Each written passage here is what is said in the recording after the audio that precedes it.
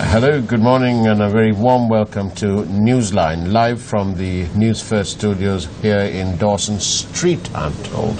And a very good morning to you, Bandula. And how are you today? Morning for us, fine. Bandula Jayasekara, of course, former diplomat and senior journalist. And also joining us this wonderful morning is Krishmal Varnasuriya, a legal man par excellence, I'm told. Very good morning to you. Good morning, Faraz. Good morning, Bandula. Morning, Good to be Krishmal. back. I was really planning to call him Honorable Krishmal Varnasuriya, Member of Parliament. Yes, That's but the Almost. JVP leadership thwarted your plans. I'm sure. And Sri Lanka wakes this morning to some absolutely wonderful news. And that is that the Honourable Speaker, Mr. Karul Jayasuriya, has announced that there will be a code of conduct for MPs soon. And this is the lead story with a lovely cartoon in the Daily Mirror. There we go. See? And that's absolutely wonderful news, because it is absolutely essential that these members of it's absolutely wonderful that these members of Parliament need a code of conduct. It is absolutely essential. And it may well come in handy. Right, that's enough publicity for the Daily Mirror. And Krishmal escaped this.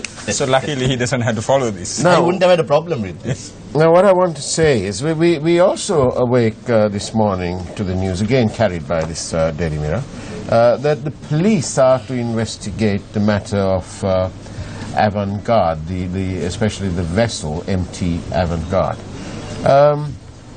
Yet yesterday we were told that it was going to be a 3-member committee, Bandula. Now, why the change from the 3-member committee to the police? And also, what happened to the recent police investigations of anything? What has happened? It hasn't brought any result. I mean, we have every faith, of course, in the Sri Lanka police, and they're jolly good fellows, and they know how to do their job, especially when the politicians keep away. However, there is something, it is arousing my suspicion. It's been dragged, no solution, no answer. Like we asked the Defence Secretary, when will this be closed? That's right. Nothing is happening. And like in many other cases, the media, and especially we here at the People's Channel, continue to give valuable airtime to these matters, which we know is of national importance, and the people want to know. But yet, nothing is happening. We don't see any progress. It's astounding that this matter, the Avantgarde vessel matter, pretty straightforward the way the Defence Secretary explained it to us yesterday. They came here, they lied, they made a false declaration, they misled the government, they said there were no arms on board. In fact, this vessel was awash with arms, and all they had to do was be a little bit transparent and say that yes, they did have it. And also they misled regarding the captain of the That's right, vessel. they said that it was a Sri Lankan captain, and it must be the only Nanyakara who is a Ukrainian. That's true. Because it turned out that the captain is Ukrainian. So now at least everybody knows there's a Ukrainian Nanyakara. Indeed. I wonder whether he was by birth, by descent, or whether by registration that he became. Maybe a relative of MP Vasudeva Nanyakara, you never know. Indeed, we'll have to ask Vasu soon. The other thing I want to ask you, and I wondered, Krishmal, if you'd be able to put me right, on conflict of interest. Today, you are a lawyer, perhaps representing me, and tomorrow, you are the Minister of Justice, for example, and my file turns up to you. How do you handle that? Lawyers, as you know, are bound by a very strict code of conduct. We have a special paper for professional ethics and conduct. The question that you posed to me cuts across the professional ethics in this way for us. Now, we are bound by a code of professional ethics that prohibit us from taking on a matter which has a conflict with something that you have a professional interest towards. Right. You follow? Now, so if there was a case in court where I had appeared for one party on that particular issue and taken up a particular stand, then I should professionally preclude myself or refrain myself from taking on the complete opposite side of that same case or that same issue in court. Right. Now, the example that you quote is a question whether my professional ethics as a lawyer is agitated in that second phase. That is where, when I am a Minister of Justice, whether I am still bound by the lawyer's professional code of conduct or whether it should be another code of conduct like what you referred to earlier, that should be guiding. The papers. You see, my lawyer's professional code of conduct precludes me from taking on certain matters which have a professional conflict of interest. But whether it's a professional conflict of interest when you are a Minister of Justice, you're not there as a lawyer.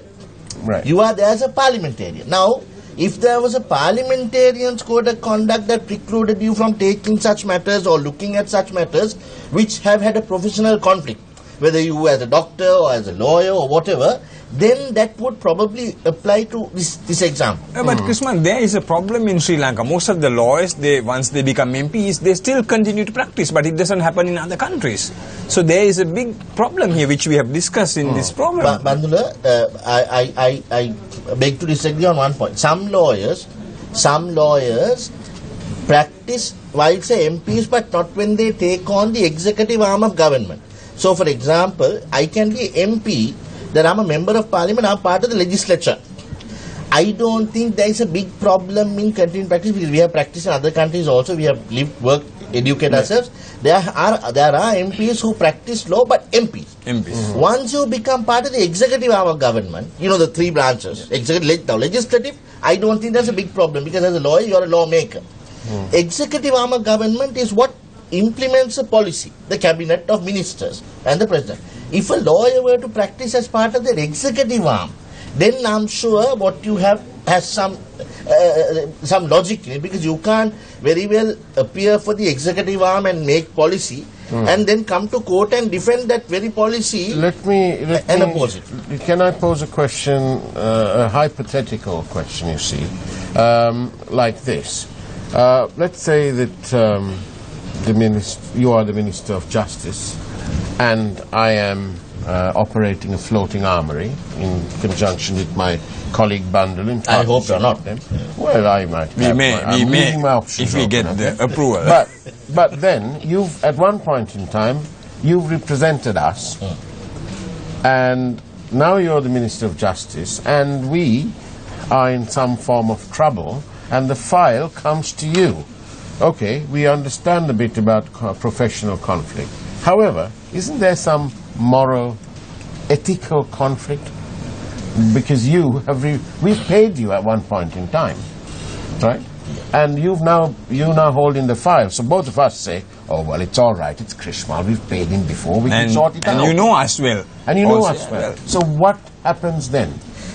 Since you asked me the hypothetical question, if I were the Minister of Justice, let me talk of myself. If I were Bandul and Faraj, I would possibly remove this file from my table and give it to my deputy or someone else, saying, look, I don't think I should touch this because I know these people personally. I've appeared for them as a lawyer and they have, like you said, retained me, and it would not look right if I make this decision. But that is what I would do. But I'm not saying that everyone should be guided by my principle. No, not at all. But that is, the answer to your question is, I wouldn't touch it. Right. I wouldn't touch it. And in that respect, if we have a robust opposition, as we appear to have now, it's not like a few people, like the UNP when they were in opposition. Now we have a robust opposition. Are they really? Well, on paper, in terms of numbers, they are. So why is it that they are not getting to Parliament and asking various ministers in this government to declare their previous history with various people or companies even who are being investigated? Because most of them are also in the wrong. They also have been involved. This is what I feel. May I just interpose and give a hint here? Remember that we passed the 19th Amendment where now information is as of right belongs to us. Indeed. Our constitution now, after the 19th Amendment, has a freedom of information clause in it. Anyone can demand for the information now. as long as it's not security sensitive. So, whilst yes, if the opposition is not doing their job, Yeah. I think the members of the public have all the right, and now it's in the constitution, that it's a constitutionally vested right that you have a right to information. That's what we are doing as No, media.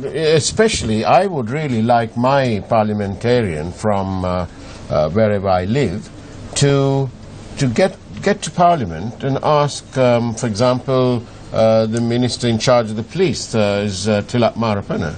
I'd really like Mr. Marapana to make a statement within the confines of Parliament and with all the attendant privileges of making that statement there. But I'd really like him to say, look, these are the people who are now being investigated by the police, and I have at some point in time, I have represented them. So I'm going to be taking a back seat on these particular matters because I want to be shown to be, ethically independent. I think that's the transparency we are all looking for. I think if we could arrange for that particular minister and every minister actually to do that, Sri Lanka will create a new yardstick towards transparency, towards political transparency.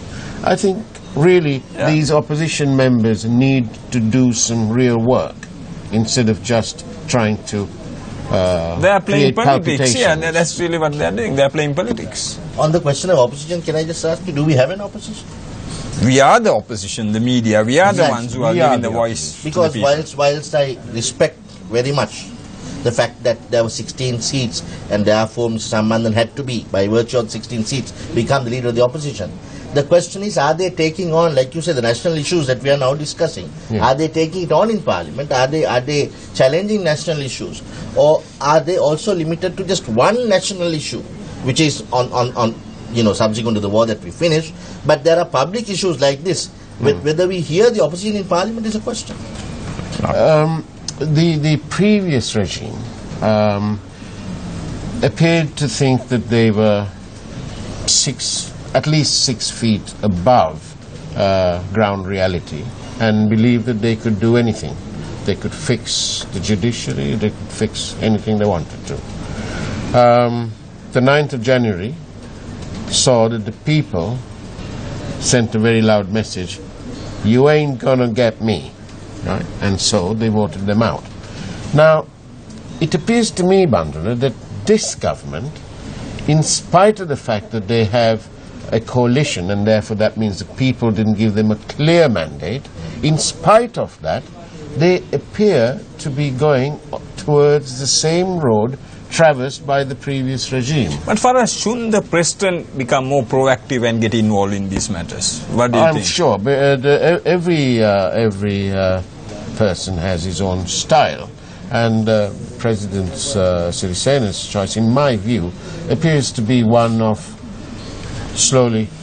In Swahili, they say, pole, slowly. So perhaps that is true. But the Prime Minister should remember that he is Prime Minister, but he's a minority Prime Minister, and he's had to lean on the shoulders of the President to form this government. So actually, this is President's government. That's how I look at it. Yeah, that's where the change was made. That's the whole thing which happened, say, 8th of January. That's where which paved the way for Prime Minister to come into power. Because there are so many things that are going on. The Treasury bond matter is one. It's been swept under the carpet, or there's a serious concerted effort that I perceive is an attempt to sweep it under the carpet. Then we mustn't forget what was once described as the highway robbery. That's another matter that seems to be, they're trying to forget it, not past us, of course. But there are so many matters, Bandula, and sometimes, last night I had dinner with a couple of friends, and they said, what's the point? What's the difference you make? I said, well, if you all said that, then this country is going towards anarchy. So we need to keep plugging. And we don't give up, that's the main thing. That's why Right. we'll continue We and to shan't give a give voice up. to the voiceless. Indeed. And even if they don't, even if no politician recognizes these efforts, on some aspects I'd like to tell our viewers that This organization, Newsfirst, Sirasa and Shakti TV, have been recognized by the United Nations, and our group director, Mr. Shaman Daniel, is actually in Geneva at the invitation of the UN in recognition of our humanitarian efforts. And actually, to me, Bandula, that says a lot about this organization, because we know a thing or two about adversity since 1983 and the rebuilding of this group. So I just thought I'd plug ourselves, okay? And of course we will get Shawan online tomorrow. Indeed, we'll our have program. Mr. Daniel online tomorrow to find out exactly what he is doing in those cooler climes. And I hope you ask him the appropriate questions. Yeah, of course he will join us in the Sinhala and the English program. Good. Krishma, how do you see this government going? It's 10 months. I like to agree with your friend from last night at dinner. I don't see any difference in the way things are being managed. Well, let me put it this way. Not much of a difference, because we seem to be politicking again. We seem to be giving issues just for the public's consumption on and off. For them, they can digest on it and chew on it for a while until the 5-year term goes, and we haven't accomplished much anyway. You talk to commerce and industry, has our economy benefited in the manner that was proclaimed? I understand it's simply 2 months since. And also this whole thing about Geneva. We will probably talk about Geneva for the next 5 years. I think I wrote something and some people have actually commented on it.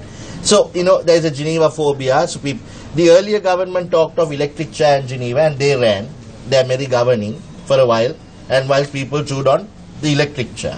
This government is now talking of how they are going to save us from the electric chair, but still we are talking of Geneva.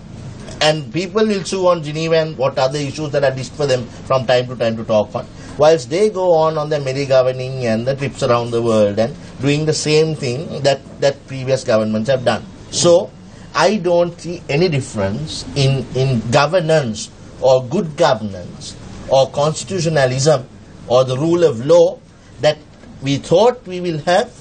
Yes, it's too early in the day. I hope they change. For the betterment of the country, I hope they change. But I certainly don't see a lot of difference. Thank you, Krishna. I just want to ask you another thing here. Just going back to this conflict of interest and so on, and in terms of the avant-garde matter, the Attorney General met with the prelates. Can you just explain to me what it is he meant or said, even? Well, when the Honourable Attorney General met the most venerable prelates of the Malvat and Askili chapters, we saw some clips of it. Yeah. I think the public statement was made by Deputy Solicitor General Mr. Rajakaruna, where I tend to agree with something that, yes, I know there are a lot of public criticism that the AG is not doing his job and things like that, and that may be very well justified because it's our sovereign power and it's our sovereign judicial power working through the Honourable Attorney General's office. So if they are not doing their job, public are entitled to criticize. That's one thing. However, on this particular aspect of not prosecuting, when the Honourable Attorney General sees in front of him an authority, pseudo or perpetrated or otherwise an authority granted by a former defence establishment to do a certain business. If I were the Attorney General, if I see that in front of me, I think twice before prosecuting them in a criminal court, because all they have to do is come and show their authority.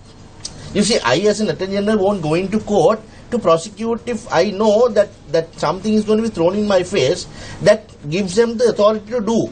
Legally or not is another question, but that authority was there.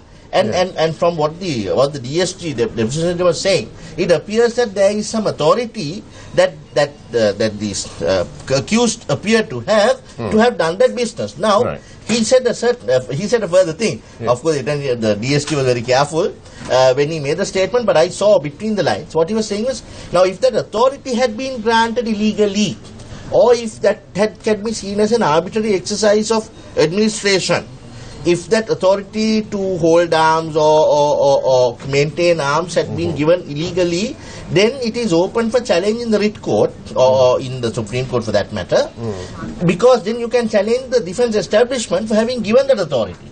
Now that's not something that the Attorney General can do.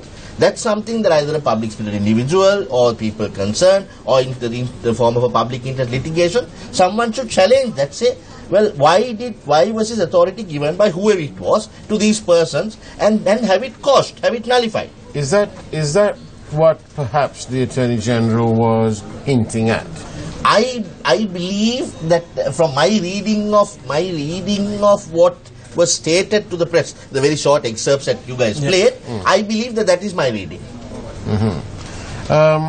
Because and what can be done to the person who's acted in essence ultra vires, who's exceeded his authority? What can be done to that person? Well, there are so many things that so many punitive steps that can be taken against public servants, whether they are presently acting in office, or even if they had been acting in office previously, which reaches up to the head of state. If you all remember, Her Excellency Kumatunga Bandaranaike, even after leaving office, was challenging in the Waters Edge and other cases in the Supreme Court for acts done during the tenure of her office, and there were sanctions imposed upon her, penalties charged on her. So it reaches all the way up. The people are powerful in this republic. The people have a sovereign power to bring even the president before a court of law.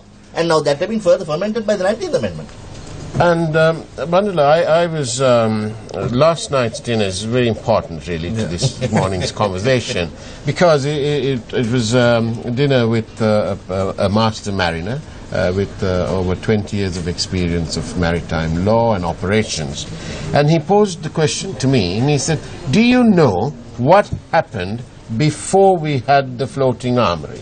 What happened to these weapons that the Sri Lankan government was renting out to people who are engaged in this business, there was a need when, with the rise of the piracy off the coast of East Africa and Somalia, there was a need for this. So Sri Lanka was one of those countries that lent or hired out the arms, and there was no floating armory. And therefore I said, well, I don't know. And so he explained. He said, well, when we used to sail, let's say into Dubai, and we'd collected weapons from, say, Sri Lanka.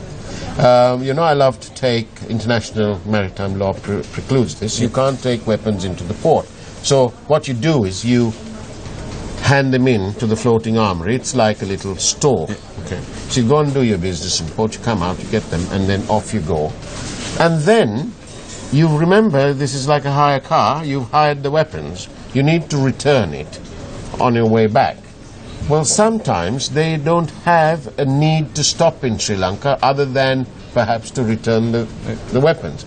So they found it expedient to dump weapons overboard. Now, this is you'd say, well, that's all right. Well, that's what I said, because it's a vast ocean. It's a few AK-47, so what? And the cost is is minimal.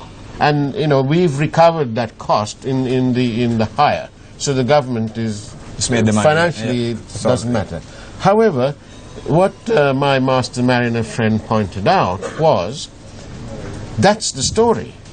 How if, instead of dumping these weapons overboard, that they ended up in the arms of the Somali pirates or ISIS or so on, and the serial numbers will. And under international rules and regulations, when you buy arms from a arms company and they give you the end user certificate, the end user certificate is the government of Sri Lanka in this case, because these were our weapons, right?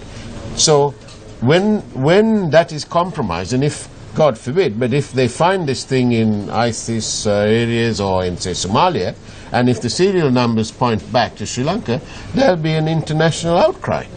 I mean, I don't think that's correct what they have done. So you really, and especially when it's from a government, you should return to the government, even though you'd have recovered the costs.